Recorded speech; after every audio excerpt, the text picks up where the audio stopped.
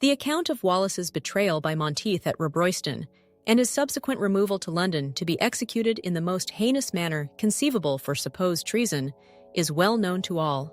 In order to prevent the guilty from rising again on Judgment Day, vengeance even after death, he was ordered to be hanged, drawn, and quartered, a particularly English custom. As a warning to anybody who disobeyed Longshanks's edict, his head was spiked on London Bridge, and the 4 quarters of his disfigured body were on display in Newcastle, Berwick, Perth, and Stirling.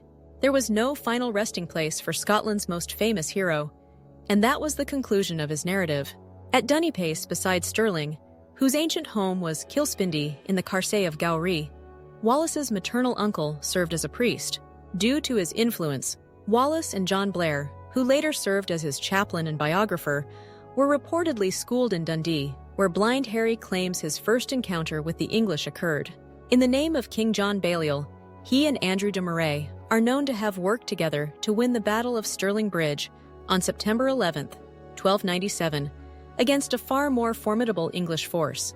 Additionally, it is known that Wallace's uncle had ties to the monks of Cambus Kenneth Abbey, which is just a few hundred yards from the actual battle site in the Fold of the Forth.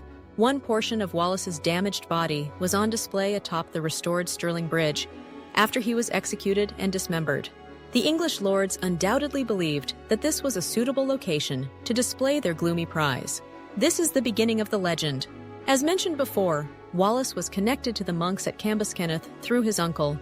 The church was much more aggressive back then than it is now, and many church leaders were fervently committed to Scotland and the cause of liberation, as were their undoubtedly subordinates. According to legend, a group of these monks left the abbey one gloomy night and took Wallace's body with the goal of burying it in a Christian manner on the abbey's grounds. They did this without informing anyone outside the abbey of their actions, which would have resulted in the abbey facing deadly accusations. Longshanks' disdain for the Scottish Church was widely known. Unfortunately, Cambus Kenneth Abbey is now mostly destroyed, with only the foundations and low, ground-level walls remaining outside the Great Tower. However, local custom continues to identify the location where the devoted monks are claimed to have buried Wallace's remains. Proceed eastward along the inch-high wall, which runs nearly due east, after passing the tower on your left. There is a tiny stone buried in the earth a short distance to your right, south of the wall, perpendicular to the wall's remnants. It is basically north to south orientated, measuring around 18 inches in length and possibly 6 inches in width. The initials WW in old writing are still visible at the southern end. However, they are severely corroded.